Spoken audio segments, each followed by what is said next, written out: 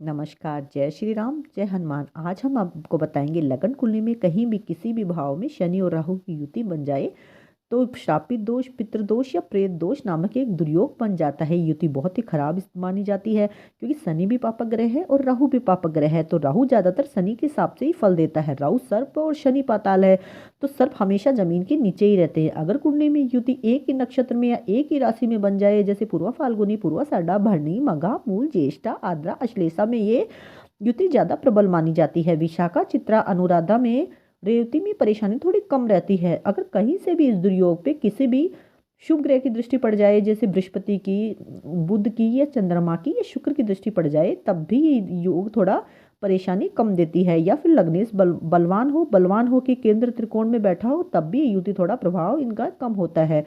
तो आज हम लगन कुंडली के 12 भाव में आपको शनि राहु की युति फल बताएंगे। शनि और राहु लगन कुंडली के पहले भाव में बैठ जाए तो अगर नक्षत्र भी दोनों का एक ही हो, एक ही राशि हो, तो ऐसे जातक तांत्रिक क्रियाओं में लिप्त रहते हैं। किया कराया, जादू टोना, ऐसे जातक को नजर बहुत लगती है। ऊपरी बाधा का भी ऐसे जातक को डर रहता है। स्वास्थ्य बहुत खराब रहता है। नेगेटिविटी मन में रहती है। नेगेटिविटी विचार इनके मन में आते रहते हैं। गलत कामों में जातक बहुत देखे गए हैं।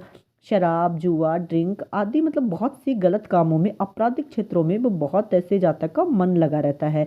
गलत संगति का असर इन पे जल्दी होता है। सही जैसे संगत के साथ रहेंगे तो उनके गुण इनमें इतनी जल्दी नहीं पकड़ लेते, लेकिन अगर गलत किसी व्यक्ति के प्रभाव में रहेंगे तो उसके गुण ये जल्दी ही धारण कर लेते हैं। शनि और राहु की युति लगन कुंडली के दूसरे भाव में हो जाए तो यहाँ बैठ के कुटुंब से झगड़ा रहता है। बहुत दुश्मन रहेंगे। हर कार्य में बाधा रहेगी। वाणी में कटुता रहती है। रिश्तों में मधुरता नहीं रहती है। धन संचय करने में भी विलंब रहता है। धन संचय में दिक्कत आती है। धन हानि होती है। तांत्रिक चीजों में ऐसे जातक रहते हैं। शनि और राहु की युति लगन कुंडली के तीसरे भाव में हो जाए तो ऐसे जातक भ्रमित रहते हैं। भाई बहनों से झगड़ा रहता है। उतार चढ़ाव की स्थिति रहती है।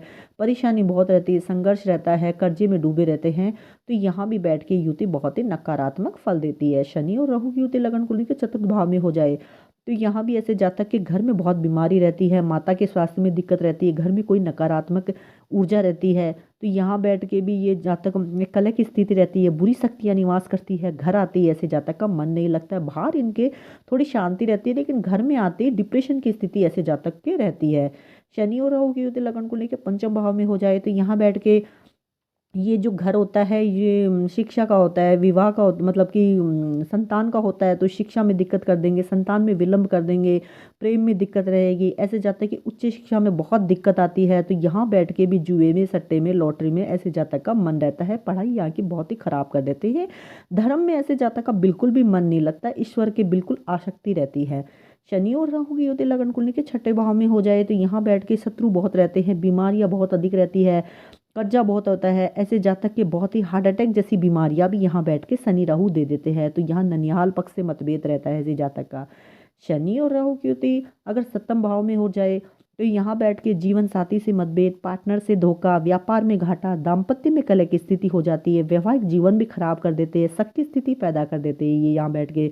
धर्म की कमी रहती है। जीवन साथी हमेशा यहाँ के जातक का बीमार ही रहता है। शनि और राहु की युति अगर लगन कुंडली के अष्टम भाव में हो जाए तो यहाँ का जातक रहस्यमयी कामों में लगा रहता है। रिसर्च में होता है। रहस्यमय गुत्थियां सुलझाता रहता है। आध्यात्मिक ज्ञान होता है। लेकिन दाम्पत्य में कलह रहती है। इसी जातक को बीमारियां बहुत रहती है। चोट चपेट दुर्घटनाएं रहती है। बड़ी बीमारियां भी हो जाती है जो डॉक्टर के समझ में ही नहीं आती, जैसे कैंसर हो गया, ट्यूमर, ब्रेन ट्यूमर, या फिर कोई गांठ जैसी बीमारियां भी यहाँ के जातक को दे देती है। दुर्घटना का भी डर ऐसे जातक को रहता है। शनि और राहु युति अगर लगन कुंडली के भाग्य स्थान पे हो जाए तो भाग्य को खराब कर देंगे। धर्म में मन नहीं लगता। बड़ों का ऐसा जातक बिल्कुल भी आदर नहीं करता है। यहाँ के जातक को एलर्जी टाइप की बीमारी होती है। पिता से भी मतभेद रहता है। तो यहाँ बैठ के भी युति बहुत ही नकारात्मक प्रभाव देती है। शनि और राहु की युति लगन कुंडली के दसम भाव में हो जाए तो यहाँ बैठ के कुटुंब सुख में कमी कर देंगे। नौकरी को बार बार ऐसा जातक बदलता रहता है। तो यहाँ घुटनों में दर्द रहता है। हार्ट अटैक की भी बीमारी की परेशानी भी दे देते हैं।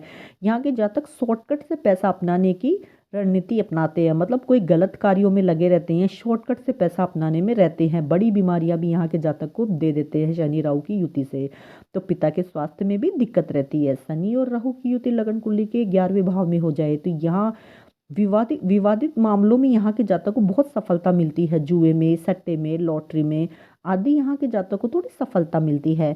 ऐसे जातक का भाई बहनों से झगड़ा रहता है, गलत कामों में ये लोग पैसा कमाते हैं, संतान द्वारा भी ऐसे जातक को कष्ट रहता है। और शनि राहु की युति अगर 12वें स्थान पे हो जाए तो यहाँ बैठ के ऐसे जातक अनैतिक संबंधों में रहता है, विवाह में विलंब होता है, ऐसे जातक का विवाह बहुत देरी से होता है, चोट चपेट अस्पताल दुर्घटना आदि के भी यहाँ बैठ के योग बन जाते हैं, जेल जैसी भी दिक्कत आ जाती है जातक को, गलत कार्यों में ऐसा जातक लीन रहता है, छोटी सी उम्र में गलत गलत आपराधिक टाइप की प्रवृत्ति भी ऐसा जातक अपना लेता है।